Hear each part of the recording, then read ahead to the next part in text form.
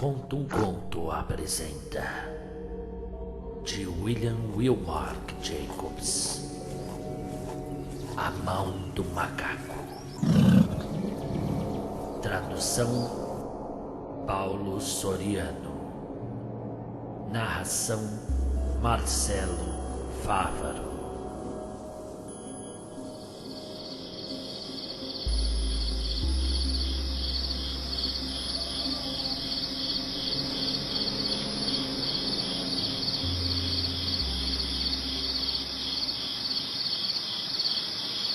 Lá fora a noite estava úmida e fria, mas na pequena sala de La Bournonville os postigos estavam cerrados e o fogo ardia intensamente.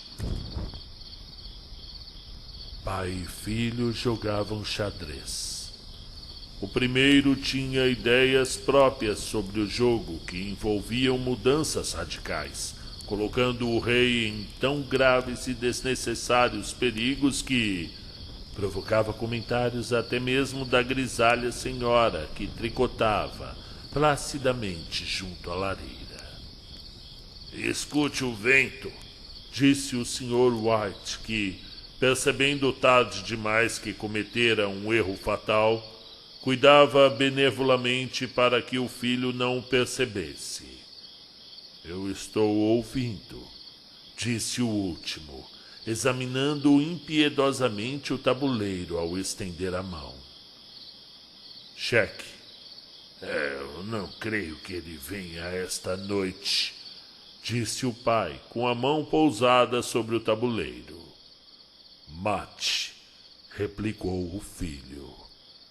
"Este é o lado ruim de viver num lugar tão remoto", o Sr. White vociferou com uma súbita e inesperada violência. "De todos os lugares terríveis, distantes e lamacentos para se morar, este é o pior. O caminho é um lamaçal e a estrada é uma torrente. Eu não sei o que essa gente está pensando, somente porque há apenas 2 casas na estrada, eles não encontram motivo por que se importar conosco." "Não se preocupe, querido", disse conciliatória a mulher. "Da próxima vez, talvez você vença a partida." O Sr. White ergueu os olhos bruscamente, a tempo de interceptar um olhar de cumplicidade entre mãe e filho. As palavras morreram em seus lábios, e ele escondeu um sorriso de culpa sob a barba fina e grisalha. "Aí vem ele", disse Herbert White, quando o portão bateu barulhentamente e passos pesados se aproximaram da porta. O velho levantou-se com uma pressa hospitaleira. Ouviram-no cumprimentar o visitante, que retribuiu o cumprimento. A senhora White tossiu delicadamente quando o marido entrou na sala, seguido por um homem alto e corpulento, de olhos pequenos e face avermelhada. "Major Maurice", disse ele, apresentando-o. O major apertou as mãos e, sentando-se no lugar oferecido, junto à lareira, observou satisfeito o anfitrião trazer uísque e copos e pôr uma pequena chaleira de cobre no fogo. Ao terceiro copo, os seus olhos tornaram-se mais brilhantes e ele começou a falar. O pequeno círculo familiar contemplava com vívido interesse este visitante de lugares distantes, enquanto ele impertigava os largos ombros na cadeira e falava de paisagens excêntricas e feitos audazes, de guerras, epidemias e povos estranhos. 21 anos nisto, disse o Sr. White, voltando-se para a mulher e para o filho. E quando ele partiu, era um simples moço de armazém. E agora olhem só para ele. Ele não parece ter se saído mal, disse a Sra. White educadamente. Eu gostaria de visitar a Índia, disse o velho. Somente para conhecer um pouco, você sabe. Aqui você estará melhor, disse o major, sacudindo a cabeça. Deixou o copo vazio sobre a mesa e, suspirando baixinho, sacudiu de novo a cabeça. Eu gostaria ver aqueles templos antigos, faquires, malabaristas, disse o velho. O que foi mesmo que você começou a me contar outro dia acerca daquela, da mão do macaco ou coisa semelhante, Maurice? Nada, disse abruptamente o militar. A menos nada do que vale a pena ser ouvido. Nossa, mão de macaco? Indagou a Sra. White, curiosa. Bem, é apenas um pouco do que se pode chamar de magia, disse o major bruscamente. Os 3 ouvintes inclinaram-se para frente interessados. Distraidamente, o visitante levou aos lábios o copo vazio e em seguida baixou-o novamente. O anfitrião tornou a enchê-lo. Vejam, disse o major mexendo no bolso. É apenas uma pequena mão, comum, mumificada. Ele tirou algo do bolso e exibiu aos presentes. A Sra. White recuou com um esgar. O filho, porém, examinou a mão mumificada com curiosidade. Mas o que há de especial nela? Perguntou o Sr. White, que tomou a mão do filho e, depois de examiná-la, deitou-a sobre a mesa. Sobre ela, bem, um velho faquir lançou um encanto, disse o major. Um homem muito santo. Queria ele demonstrar que o destino determina a vida das pessoas, e aqueles que nele interferem o fazem para sua ruína. Ele lançou sobre essa mão um feitiço para que 3 diferentes pessoas pudessem formular 3 distintos pedidos. O major falou de uma maneira tão impressionante que os seus ouvintes sentiram suas risadas soarem um tanto abaladas. Bem, então por que o senhor não faz os seus 3 pedidos? Indagou astuciosamente Herbert White. O militar olhou para ele como as pessoas maduras costumam olhar para a juventude presunçosa. Pois é, eu já os fiz, disse calmamente o major, e o seu rosto maculado empalideceu. Os 3 pedidos formulados foram realmente atendidos? Perguntou a Sra. White. Foram, respondeu o major, e o copo chocou-se contra seus fortes dentes. E ninguém mais renovou os pedidos? A primeira pessoa teve, sim, os seus desejos satisfeitos, respondeu. Eu não sei quais foram os outros 2 pedidos, mas o terceiro desejo foi a morte. Foi dessa maneira que eu obtive a mão do macaco. Sua entonação era tão solene que o silêncio caiu sobre o grupo. Bem, se você conseguiu realizar todos os 3 pedidos, Maurice, a mão não lhe serve mais para nada, disse por fim o velho homem. Por que então a conserva para si? O militar abanou a cabeça. Por um simples capricho, creio eu. E se pudesse fazer mais 3 outros pedidos? Indagou o velho, olhando-o fixamente. Você os faria? Eu não sei. O major tomou a mão do macaco, balançou-a entre os dedos polegar e indicador e subitamente lançou-a ao fogo. White, com um ligeiro grito, abaixou-se e arrancou-a de lá. Melhor seria que a deixasse queimar, disse o militar solenemente. Se você não mais a quer, dê-a para mim, disse obstinadamente o amigo. Eu a joguei no fogo. Se você quer ficar com ela, não me culpe pelo que vier a acontecer. Eu a joguei no fogo. Lance-a novamente no fogo, como um homem sensato que é o senhor. O outro sacudiu a cabeça e examinou de perto a sua nova pertença. E como é que faz o pedido? Tá bem. Vamos, diga. Você está com medo, major? Como é que se faz o pedido? Bem. Segure-a em sua mão direita e formule o pedido em voz alta, disse o major. Mas eu o advirto, quanto às consequências. Parece as 1001 noites, disse a senhora White, levantando-se e começando a pôr a mesa. Você não acha que poderia pedir 4 pares de mãos para mim?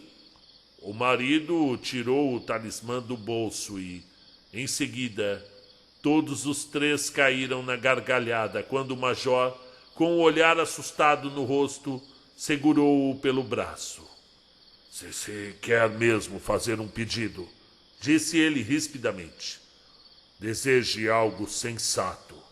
O Sr. Wright guardou novamente o amuleto no bolso e, arrumando as cadeiras, chamou o amigo à mesa com um aceno. Durante o jantar, o talismã foi de certo modo esquecido e depois os 3 escutaram, encantados, o 2º capítulo das aventuras do militar na Índia. Se a história sobre a mão do macaco não for mais verdadeira do que as que ele contou, disse Herbert, quando a porta se fechou atrás do convidado, a tempo de ele apanhar o último trem. Então não devemos dar muito crédito a ela. Você deu alguma coisa pela mão? Perguntou a senhora White, olhando atentamente para o marido. Uma bagatela, disse ele, corando levemente. Ele não queria receber, mas eu o fiz aceitar. Ele insistiu novamente para que eu a jogasse fora. Sem dúvida, disse Herbert com um horror fingido. Vamos ser ricos e famosos e felizes também. Pai, somente de início. Peça para ser um imperador e o senhor não será mais dominado pela mamãe. Ele correu em volta da mesa, perseguido por uma injuriada senhora Wright, armada com uma capa de poltronas. O Sr. White sacou a mão do macaco do bolso e olhou para ela com um ar de dúvida. Eu não sei o que pedir. Isso é um fato, disse ele lentamente. Veja, parece-me que eu tenho tudo quanto eu quero. Se o senhor liquidasse o débito da casa, ficaria muito feliz, não é mesmo? Disse Herbert com a mão pousada no ombro do pai. Bem, peça então 200 libras. É justamente o que lhe falta, não é? O pai, com um sorriso envergonhado da própria credulidade, ergueu o talismã, enquanto o filho, com uma expressão solene, um tanto comprometida pela piscadela dirigida à mãe, sentou-se ao piano e extraiu alguns acordes grandiloquentes.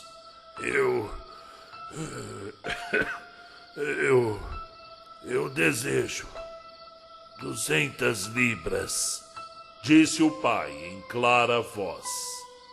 Um belo acorde de piano felicitou as palavras, mas estas foram interrompidas por um grito estridente do velho homem.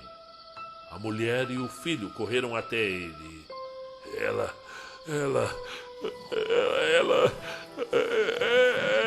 Ela se mexeu, disse ele com um olhar de nojo para o objeto que caíra ao chão.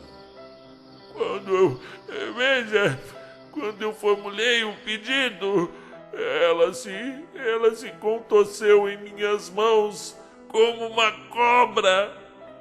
Bem, eu não estou vendo dinheiro, disse o filho enquanto a apanhava e punha sobre a mesa. Eu aposto que nunca o verei. Deve ter sido sua imaginação, pai, disse a mulher, olhando-o ansiosamente. Só pode, né? Não faz mal. Não houve nada, né?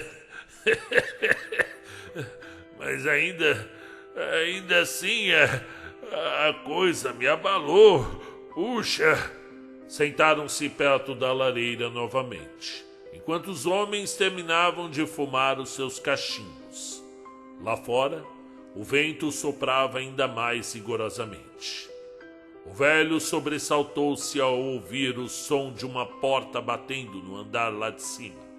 Um silêncio estranho e deprimente abateu-se sobre todos os três e os envolveu, até que o velho casal se levantou para dormir. Eu espero que o senhor encontre o dinheiro todo enrolado em um grande saco bem no meio da cama, pai, disse Herbert ao dar-lhe boa noite. E algo de terrível agachado em cima do guarda-roupas. O espreite enquanto o senhor embolsa o seu ganho fácil. Ele permaneceu sentado sozinho na escuridão. Observava o fogo fenecer e via rostos formando-se nas chamas. A última cara era tão horrível, tão simiesca, que ele a contemplou com assombro. A imagem era de uma vivacidade tal que Herbert, com um sorriso inquieto, procurou na mesa um copo d'água para jogar sobre ela. Agarrou a mão do macaco, sentindo um breve calafrio, e então limpou a própria mão do casaco e retirou-se para a cama. Capítulo 2. Na manhã seguinte, enquanto tomava o café da manhã sob a luz do sol invernal que pairava sobre a mesa, Herbert riu de seus temores. Havia na sala um ar de prosaica rigidez que faltara na noite anterior. E a mão do macaco, enrugada e suja, atirada negligentemente sobre o aparador, não inspirava nenhuma grande crença em suas virtudes. Eu creio que todos os velhos militares são iguais, disse a senhora White. Que ideia nossa de dar ouvidos a estas tolices, como se pode acreditar no dia de hoje em talismãs que nos concedem desejos e se as... imagine só, se as 200 libras lhe forem concedidas, o que de mal poderá acontecer, hein? Será mal se as libras caírem do céu, bem em cima da cabeça dele, disse Herbert frivolamente. Segundo Morris, as coisas aconteciam com tanta naturalidade, disse o pai, que você, se o quisesse, poderia considerar uma simples coincidência. Bem, não lance mão do dinheiro antes que eu volte, hein? Disse Herbert ao se levantar da mesa. Eu temo que o senhor se transforme em um homem mau e avarento, viu, papai? E nós tenhamos que repudiá-lo. A mãe sorriu. Acompanhou-o até a porta e o viu afastar-se pela estrada. De volta à mesa, ela parecia divertir-se com a credulidade do marido. Mas isto não a impediu de correr à porta quando o carteiro bateu, nem de fazer referência a majores reformados beberrões quando descobriu que o correio trouxera apenas a conta do alfaiate. Com certeza Herbert fará outra observação irônica quando voltar, disse ela quando se sentaram para jantar. Sem dúvida, disse o Sr. White, servindo-se de um pouco de cerveja. Mas seja como for, A coisa se contorceu na minha mão. Eu juro que sim. Você imaginou que ela se mexeu? Disse a senhora White suavemente. Eu tô dizendo que ela se mexeu. O outro replicou. Quanto a isso eu não tenho dúvidas. Eu tinha acabado. O que houve? A mulher não respondeu. Ela estava observando os movimentos misteriosos de um homem do lado de fora que, olhando indeciso para a casa, parecia tentar decidir-se a entrar. Numa conexão mental com as 200 libras, ela percebeu que o estranho estava bem vestido e usava um reluzente chapéu de seda novo. Por 3 vezes ele parou no portão e depois retrocedeu. Na 4ª tentativa, pôs a mão sobre ele e, em seguida, com uma súbita resolução, abriu e avançou. No mesmo momento, a senhora White colocou as mãos atrás de si, desatou apressadamente o avental e colocou esta útil peça do vestiário sob a almofada de sua cadeira. Ela conduziu o estranho, que parecia muito pouco à vontade, à sala. Ele a contemplou furtivamente e ouviu com o ar preocupado a velha senhora desculpar-se pela aparência da sala e pelo casaco do marido, uma vestimenta que ele geralmente reservava ao jardim. E então ela esperou, tão pacientemente quanto o seu sexo permitia, que ele abordasse o motivo da visita. Mas ele permaneceu a princípio enigmaticamente calado. Vejam, pediram que eu viesse, disse ele finalmente. Abaixou-se e extraiu um pedaço de algodão da calça. Eu venho da parte da Mal em Meggins. A senhora quase teve um sobressalto. Aconteceu alguma coisa? Ela perguntou ofegante. Aconteceu alguma coisa, Herbert? O que foi? O que foi? Diga!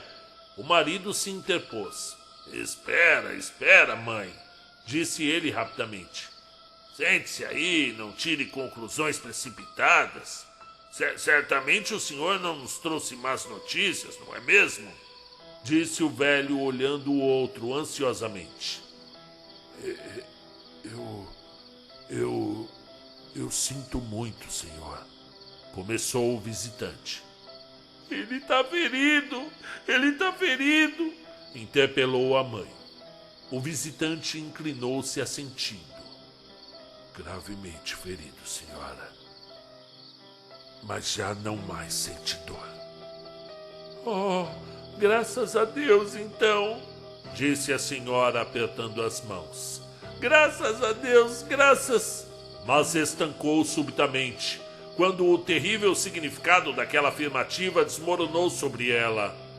Já não mais sente dor. Ela viu a confirmação de seus temores no rosto esquivo do outro. E então prendeu a respiração e, voltando-se para o pouco arguto marido, pôs a mão trêmula sobre ele. E houve um longo silêncio.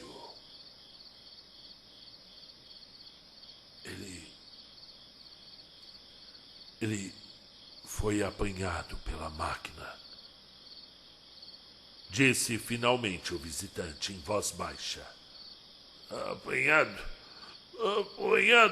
pela máquina, repetiu aturdido o Sr. White.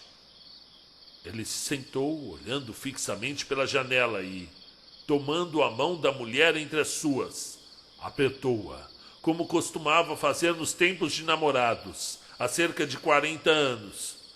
Ele era o último filho, o último que nos restava, disse ele, voltando-se para o visitante. É difícil. O outro tossiu e, levantando-se, caminhou lentamente até a janela. Bem, a empresa me pediu que eu lhes transmitisse os sinceros pêsames pela grande perda, disse ele sem olhar em volta. Eu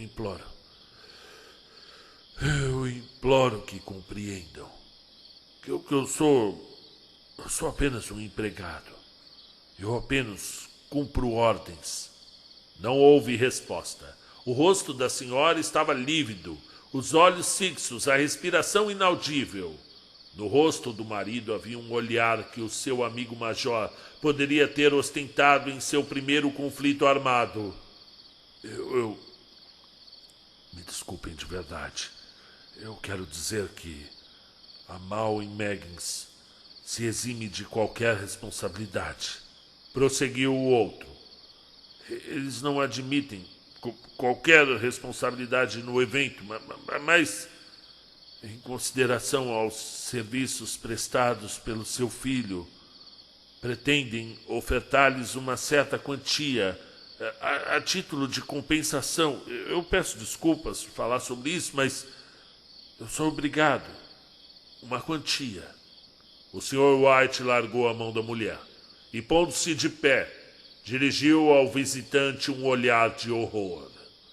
Seus lábios secos articulavam as palavras. Quanto? Veja, senhor, quanto? Bem, é que, na verdade, quanto? 200 libras, senhor. Foi a resposta.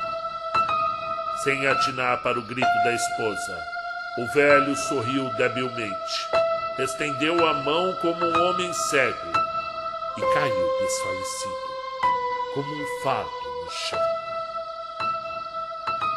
Capítulo 3.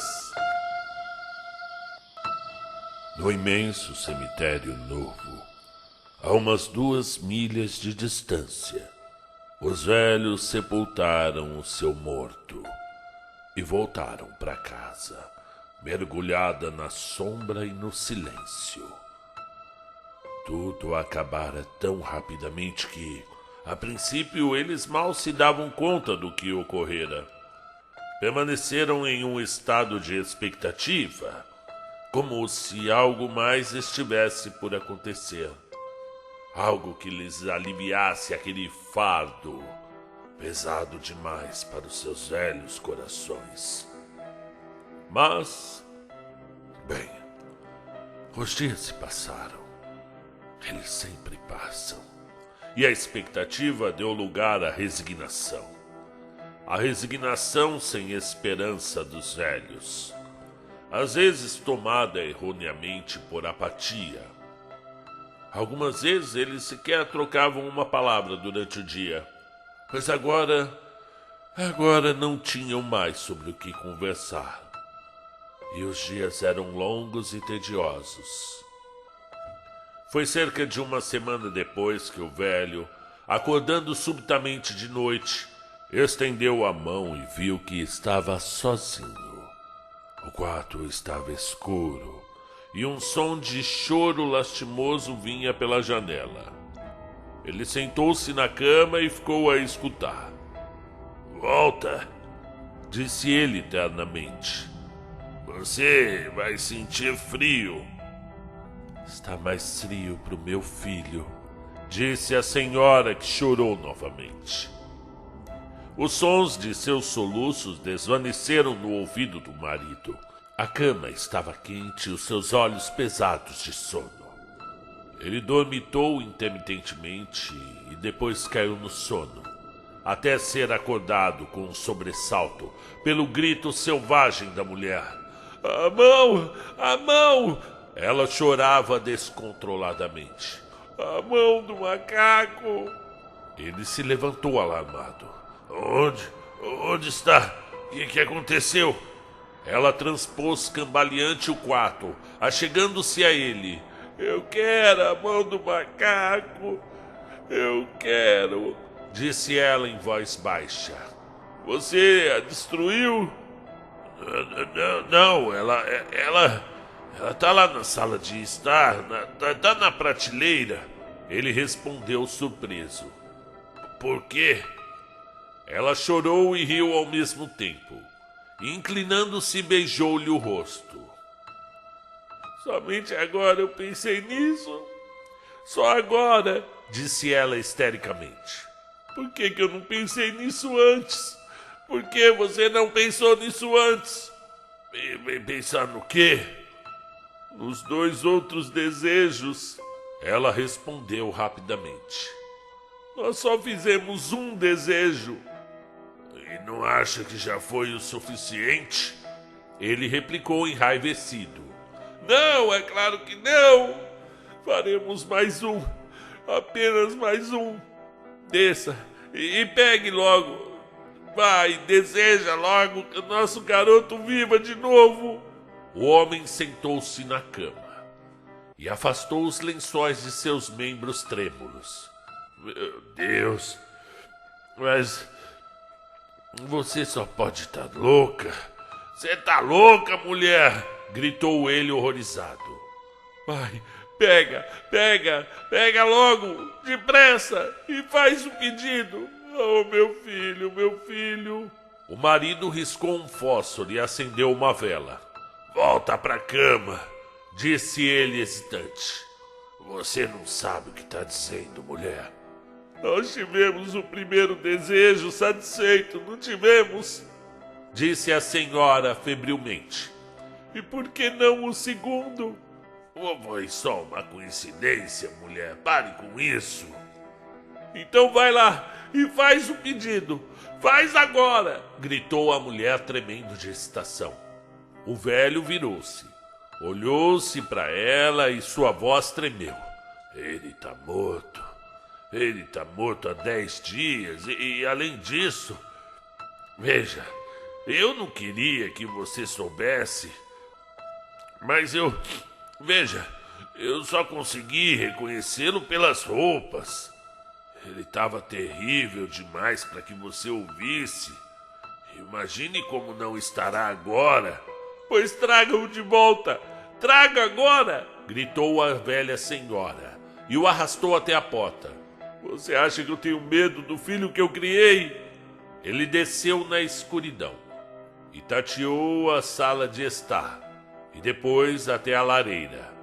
O talismã estava em seu lugar e um medo horrível de que o desejo ainda não formulado pudesse trazê-lo de volta em sua presença, o filho mutilado. Antes que pudesse evadir-se da sala, apoderou-se dele. Prendeu a respiração ao perceber que havia perdido a direção da porta. E com a testa umedecida pelo seu suor frio, deu a volta ao redor da mesa. Encontrou a parede e tateou ao longo dela. E então se viu no corredor estreito, com aquela coisa hedionda nas mãos. Mesmo o rosto de sua mulher parecia mudado quando ele entrou no quarto. Estava pálido, ansioso e, para o seu temor, tinha uma aparência anômala. Sentiu medo dela. Faça o pedido! Faça! Ela gritou imperiosamente. Mas isso é uma tolice, é uma perversidade, disse ele hesitante. Faça! Ele ergueu a mão. Eu desejo que o meu filho viva de novo! O talismã caiu no chão e ele olhou amedrontado. E então afundou numa cadeira, trêmulo, enquanto a velha, com os olhos abrasados, foi até a janela e levantou a persiana. Ele percebeu. Ele sabia. Sentado até enregelar-se, olhando ocasionalmente para a figura da mulher que espiava pela janela. O resto da vela, que ardera até a borda do castiçal de porcelana, lançava sombras pulsantes sobre o teto e as paredes até que, com um lampejo mais intenso, se apagou. A vela apagada, o homem, a mulher na janela. Com uma indescritível sensação de alívio, o homem, já considerando o fracasso do talismã, rastejou de volta à cama. E 1 ou 2 minutos depois, a velha senhora silenciosa e apaticamente, deitou-se ao seu lado. Nenhum dos dois falou. Permaneceram em silêncio, ouvindo o tic-tac do relógio. Um degrau rangeu, um rato correu ruidosamente a guinchar pela parede. A escuridão era opressiva. E depois de continuar deitado por algum tempo, tomando coragem, o marido tomou uma caixa de fósforos e acendeu um. Desceu as escadas em busca de outra vela. Foi ao pé da escada. O fósforo acabou e ele parou para acender outro. E no mesmo instante, uma batida, tão silenciosa e furtiva que mal se ouvia, soou na porta da frente. Os fósforos caíram da mão. Ele ficou imóvel, com a respiração suspensa, até que a batida se repetiu. E então ele se virou e fugiu rapidamente para o quarto, fechando a porta atrás de si. Uma terceira batida ressoou pela casa. O que foi isso? Gritou a senhora, levantando-se. Foi um rato, disse o velho com a voz trêmula. Um rato! Ele passou por mim na escada. A mulher sentou-se na cama e ficou escutando. Outra batida, agora forte, voltou a ressoar. É o Herbert! Ela correu para a porta, mas o marido se antepôs e, tomando-a pelo braço, segurou-a firmemente. O que você vai fazer? Sussurrou ele com a voz rouca. É o meu filho, é o Herbert! Ela gritou, lutando maquinalmente. Eu me esqueci que ele estava a 2 milhas de distância. Por que você está me segurando? Me solta, eu preciso abrir a porta.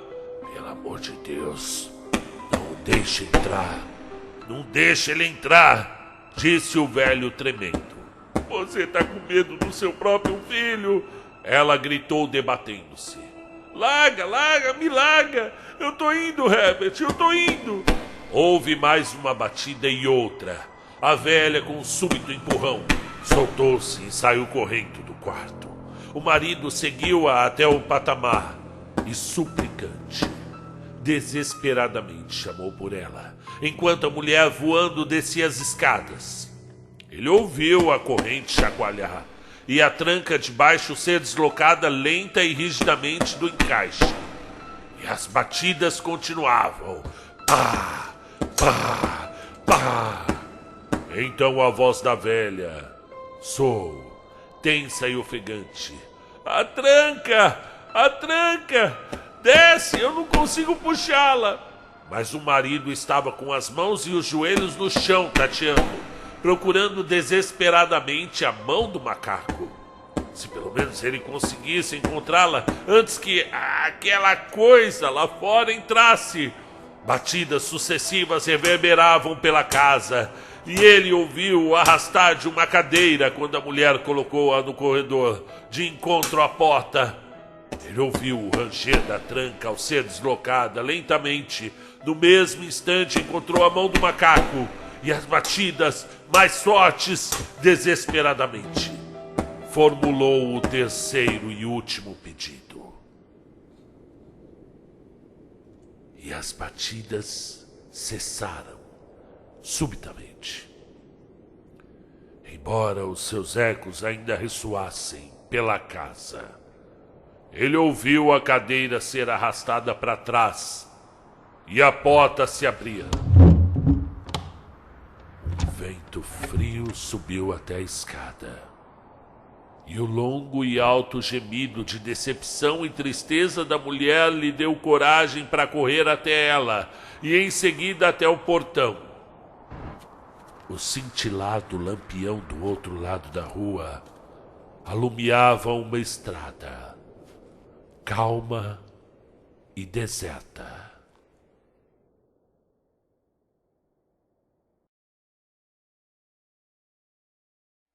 sobre o autor. Embora essencialmente humorista, sim, ele era humorista. O escritor inglês W. W. Jacobs, nascido em 1863, morto em 1943, ganhou notoriedade com o conto justamente A Mão, ou outras traduções vocês vão encontrar A Pata do Macaco, uma das mais bem-sucedidas histórias de horror da literatura universal. E eu, particularmente, primeiramente eu vou mandar um abraço para o tradutor, o Soriano, Paulo Soriano, que tem o site dele, aliás, para mim, o maior do gênero, contosdeterror.site, o maior site de terror do gênero.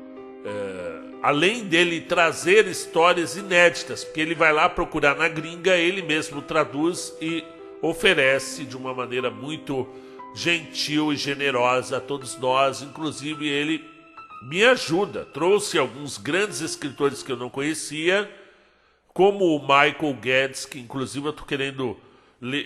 Michael, se você estiver ouvindo, você é um cara muito ocupado nas suas escritas, mas eu vi agora uma postagem sua do conto chamado O Caixão na Estrada. E eu quero ler, viu? Só pelo título eu achei bem interessante. E eu conheci no site. Mas vamos falar sobre o autor, ok? Você vê que coisa incrível, né? Essa história dos 3 desejos e de uma maneira geral de contos com desejos é bem sugestiva.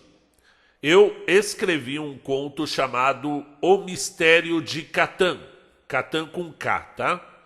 E Catan seria um demônio aprisionado num aparelho celular e o detentor desse aparelho seria capaz de realizar todos os seus desejos de acordo com essa entidade presente no celular, ok?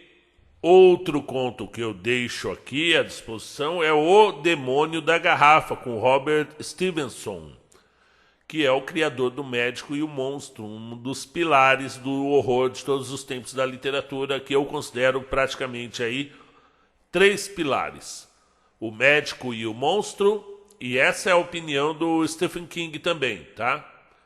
O Frankenstein, o Prometeu Moderno, da Mary Shelley, e o Drácula, do Bram Stoker. Esses são os pilares do século XIX que fizeram todo o imaginário aí, que a gente consegue traçar uma linha de futuro pro terror, pro horror, né? Depois vem outros clássicos aí, mas esses 3 são bem interessantes.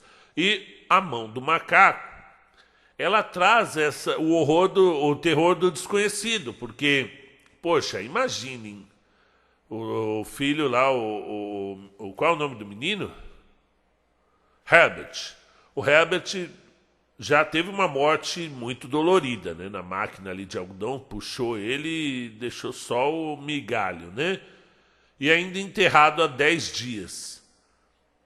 E de repente ele é chamado de volta pela mão do macaco, né? Então tem todo o tempo dele conseguir sair ali da cova dele e caminhar até a casa dos pais. Então, realmente a cena que vai se... É o que eu falo para os meus autores, novos autores. O terror não está na coisa acontecendo. O terror está na iminência da coisa acontecendo. Da possibilidade da coisa acontecer. Do esperar da coisa, né? Então, essa ansiedade de que vai ocorrer algo terrível, né? A morte em si, a cena da morte não é tão interessante, mas a iminência dela acontecer é mais impactante, né? Você às vezes não... O terror ele não está no mostrar, ele está no esconder. Você não fica com tanto medo ao ver o fantasma ou ver o serial killer. O seu maior medo é não ver. É igual a coisa da barata. A pior coisa do que ver uma barata é não vê-la de novo, né? Vocês entenderam, né? Você tá ali no banheiro e tal, você vê uma barata enorme, voadora, 5 centímetros de barata. Aí, de repente, qual é o maior pavor? É quando ela se esconde, você não vê mais. E você não conseguiu matar. Puxa vida, aí é terrível, né? Seria melhor não ter visto, né? Se ela ficasse escondidinha lá no canto dela.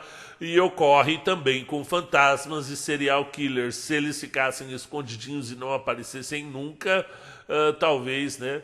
Mas vocês entenderam a coisa? Eu acho esse conto, o grito do Guy de Maupassant, o grito não, o medo do Guy de Maupassant, também acho terrível. Tem a saideira, tudo tem no canal, tá, gente? A saideira do Stephen King. E tem mais um da Casa Assombrada que eu li esses dias. De quem que é esse da Casa Assombrada? Gente do céu! Não é Casa Assombrada, não. É Casa Vazia, do Algernon Blackwood, aquele dos Salgueiros, né? Que o Lovecraft era fã dele, né? São contos que me enchem de pavor. Teve um dos contos aí que eu tive que parar no meio de narrar, né? Porque era tão forte que meus braços estavam todos eriçados. Então é isso, meu amigo. Não esqueça de deixar o seu like, de fazer sua inscrição. Tem muita gente que ouve o canal todo dia e não é inscrito, precisa me ajudar. E eu continuar. Eu quero chegar até os 1001 contos para eu poder falar que eu contei as 1001 histórias, igual a Sherazade. Mas eu preciso da inscrição de vocês. O canal deu uma estagnada nos 50 mil.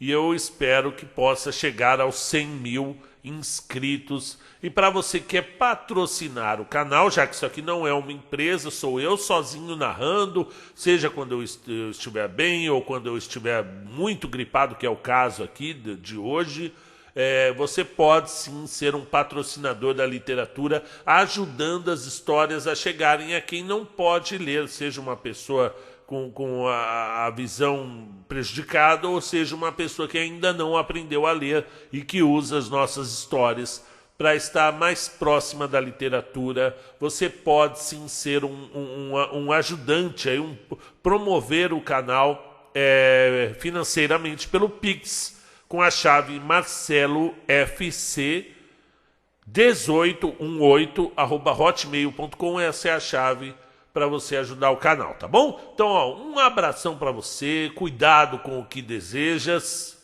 tá? E até a próxima.